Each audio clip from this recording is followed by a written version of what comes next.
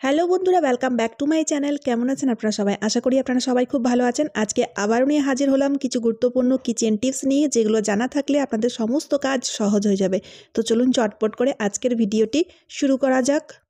তো বন্ধুরা, আমরা প্রত্যেকেই কুকারে রান্না করে থাকি, প্রত্যেক বাড়িতেই কুকারের ইউজ হয়ে থাকে, কিন্তু বিশেষ করে অ্যালুমিনিয়াম কুকারগুলোর ভেতরের অংশটা কালো হয়ে যায়। যেমনটি আপনারা দেখতে পাচ্ছেন, কালো ছোপ ছোপ দাগ বসে যায়। আর এই কালো দাগ পড়ে যাওয়ার কারণটা হচ্ছে আলু সেদ্ধ করলে এরকম টাইপের দাগ হয়ে যায়, বা অনেক সময় দেখা যায় জলে আয়রনের পরিমাণ বেশি থাকলেও এই রকম ধরনের দাগ বসে যায় বা পড়ে যায়। তো সেক্ষেত্রে সেই দাগটাকে যতই আমরা ঘষা মাজা করি না কেন, তা সত্ত্বেও কিন্তু পরিষ্কার হয় না। তো এখানে আমি একটা ছোট্ট ট্রিক আপনাদের বলে দিচ্ছি। নিয়ে নিতে হবে ফয়েল পেপার। এখানে শুধুমাত্র ফয়েল পেপারেরই ইউজ নিতে হবে। তো দেখুন বন্ধুরা, আমি এক টুকরো ফয়েল পেপার কেটে নিলাম। এবার ফয়েল পেপারটাকে না এইভাবে করে মুড়ে নিয়েছি, যাতে মাজতে সুবিধা হয়। তো আমি এখানে ফ্রেশ ফয়েল পেপার ইউজ করেছি। আপনারা চাইলে রেস্টুরেন্ট থেকে বা ধাবা থেকে যখন আমরা কোনো খাবার দাবার পার্সেল করে আনি, সেক্ষেত্রে দেখবেন যে ফয়েল পেপারগুলো পাওয়া যায়, সেই ফয়েল পেপারগুলোও আপনারা ইউজ করতে পারেন। তারপর দেখুন বন্ধুরা, কুকারের ভেতরে আমি শুধুমাত্র অল্প একটু জল ঢেলে দিয়েছি। তারপর জল ঢেলে দেওয়ার পরে ফয়েল পেপারটার সাহায্যে এইভাবে করে মেজে নিতে হবে। যেভাবে করে আমরা বাসন মাজি সেইভাবে করেই মেজে নিতে হবে। তো এখানে আপনারা একটু একটু দেখতেই পাচ্ছেন, একদম জলটা কালো হয়ে গেছে, মানে যে কালো ছোপ ছোপ দাগ সেগুলো কিন্তু উঠে যেতে শুরু করেছে। তো বন্ধুরা, এখানে কিন্তু আমি কোনো ডিশ জেল বা ওয়াশিং পাউডার বা কোনো রকমের কোনো সলিউশন ইউজ করিনি, শুধুমাত্র আমি ফয়েল পেপারের সাহায্যেই মেজে নিয়েছি। তো দেখুন বন্ধুরা, আপনারা জলটা দেখে বুঝতেই পারছেন জলটা কত কালো হয়ে গেছে। মানে কুকারের ভেতরে যত কালো ছোপ ছোপ দাগ ছিল সেগুলো কিন্তু পরিষ্কার হয়ে গেছে, অনেকটাই পরিষ্কার হয়ে গেছে। একবারে যদি এতটা পরিষ্কার হয়, তাহলে 2-3 বার করলে পুরোপুরিভাবে যত কালো ছোপ ছোপ দাগ রয়েছে সেগুলো পরিষ্কার হয়ে যাবে। কুকারটা আমি আপনাদের ধুয়ে দেখাচ্ছি। দেখুন বন্ধুরা, কত সুন্দর মতো পরিষ্কার হয়ে গেছে। আশা করছি ট্রিকটি কাজে দেবে। চলে এলাম পরবর্তী টিপস নিয়ে।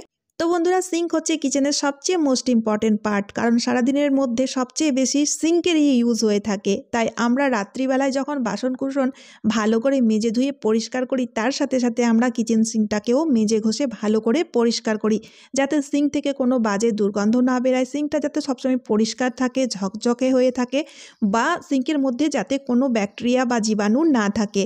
কিন্তু তা সত্ত্বেও রাতের অন্ধকারে এই সিঙ্ক পাইপলাইনের থ্রু আরশোলা বা অনেক বিষাক্ত বিষাক্ত পোকামাকড় এসে থাকে। তো তার জন্য একটা ছোট্ট ট্রিক আমি আপনাদের বলে দেবো। তো দেখুন বন্ধুরা, প্রথমে সিঙ্কটাকে ভালো মতো করে পরিষ্কার করে নিন। তারপর একটা শুকনো কাপড় দিয়ে ভালো মতো করে মুছে ফেলুন। তারপর নিয়ে নিতে হবে ট্যালকাম পাউডার। যে কোনো ব্র্যান্ডের ট্যালকাম পাউডার নিলেই হবে। আর এই ট্যালকাম পাউডারটিকে শুধুমাত্র সিঙ্ক জালির চারিপাশে ছড়িয়ে দিতে হবে। ট্যালকাম পাউডারের গন্ধ তো আমাদের ভালো লাগে, কিন্তু আরশোলা বা পোকামাকড়দের একদমই ভালো লাগে না। তারা এই ট্যালকাম পাউডারের গন্ধটাকে সহ্য করতে পারে না। তাদের বডির মধ্যে এই ট্যালকাম পাউডার একটা অ্যালার্জির সৃষ্টি করে থাকে, যার ফলে কি হয়, ট্যালকাম পাউডার ছড়ানোর ফলে এই পাইপলাইনের থ্রু কোনো পোকামাকড় বা আরশোলা একদমই আসতে পারবে না। তাই ডেলি রাত্রিবেলায় এই কাজটি করতে পারেন। আর আপনারা চাইলে এখানে আপনারা এক্সপায়ারি ট্যালকাম পাউডারেরও ইউজ নিতে পারেন। তো চলুন এবার দেখে নেওয়া যাক পরবর্তী টিপসটা। তো বন্ধুরা, যেহেতু কাঁচা লঙ্কার মধ্যে রয়েছে প্রচুর পরিমাণের ভিটামিন সি, তাই কাঁচা লঙ্কা আমাদের শরীরের পক্ষে খুবই উপকারী।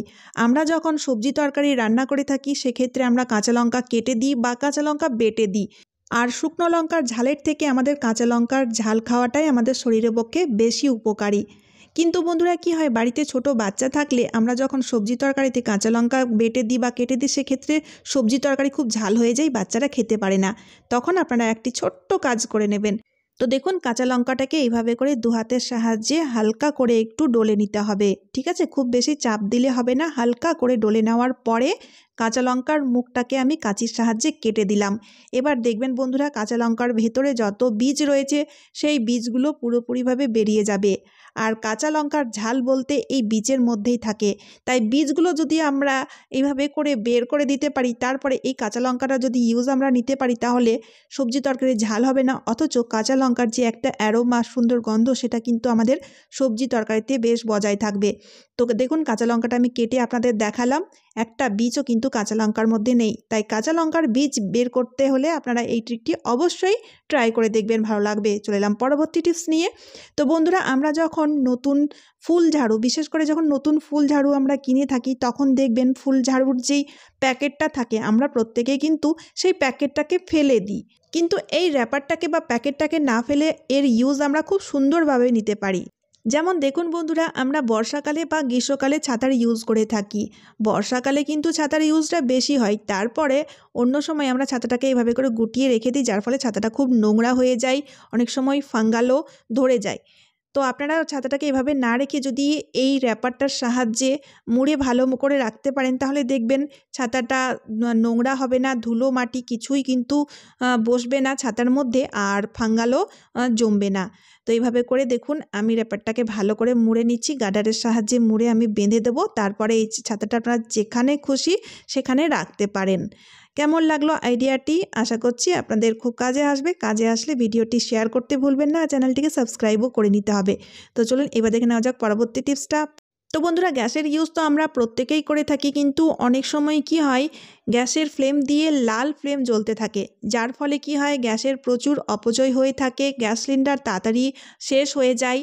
আর তাছাড়া লাল ফ্লেম জ্বললে রান্না করার সময় পাত্রের নিচে কালি বসে যায়, পাত্রের নিচেটা পুরোপুরিভাবে কালো হয়ে যায়, যার ফলে খুব সমস্যার সৃষ্টি হয়ে যায়। তাই বন্ধুরা, তখন আমরা প্লাম্বার ডেকে আনি বা গ্যাস বার্নারটাকে পুরোপুরিভাবে আমাদের চেঞ্জ করে দিতে হয়, সেক্ষেত্রে অনেক টাকার খরচার একটা ব্যাপার হয়ে যায়। তো চলুন আজকে আমি আপনাদের একটা দারুণ ট্রিক বলে দেবো। এখানে শুধুমাত্র আপনাদের নিয়ে নিতে হবে টিপ। এবার এখানে কিন্তু একটা জিনিস আপনাদের লক্ষ্য রাখতে হবে যে বার্নারের কোন সাইড দিয়ে লাল ফ্লেমটা জ্বলছে, সেই সাইডের টিপগুলোকে লাগিয়ে দিতে হবে। এখানে আমি চারিপাশেই আপনাদের টিপগুলোকে লাগিয়ে দেখাচ্ছি। তো বন্ধুরা, আসলে কি হয়, টিপের মধ্যে দেখবেন থাকে অল্প একটু আঠা, যেটি গ্যাস বার্নারের ক্ষেত্রে খুবই উপকারী। তাই প্রথমে কিন্তু টিপগুলোকে ভালো মতো করে বার্নারে লাগিয়ে ভালো করে সেট করে দিতে হবে, তারপরে গ্যাসটিকে অন করে দিতে হবে। গ্যাসটি অন করার ফলে আঠাগুলো গলে যাবে, আঠাগুলো গলে যাওয়ার ফলে গ্যাস বার্নারে যে ছিদ্র, সেই ছিদ্রটি হালকা হয়ে যাবে, যার ফলে কি হবে, লাল ফ্লেম জ্বলার যে একটা সমস্যা, সেই সমস্যাটি দূর হয়ে যাবে, গ্যাস বার্নারটি আবারও নীল হয়ে জ্বলবে। তাই বন্ধুরা, এই ছোট্ট ট্রিকটি আপনাদের ডেলি লাইফে খুবই কাজে আসবে, তাই ভিডিওটিকে বেশি বেশি করে শেয়ার করে দেবেন।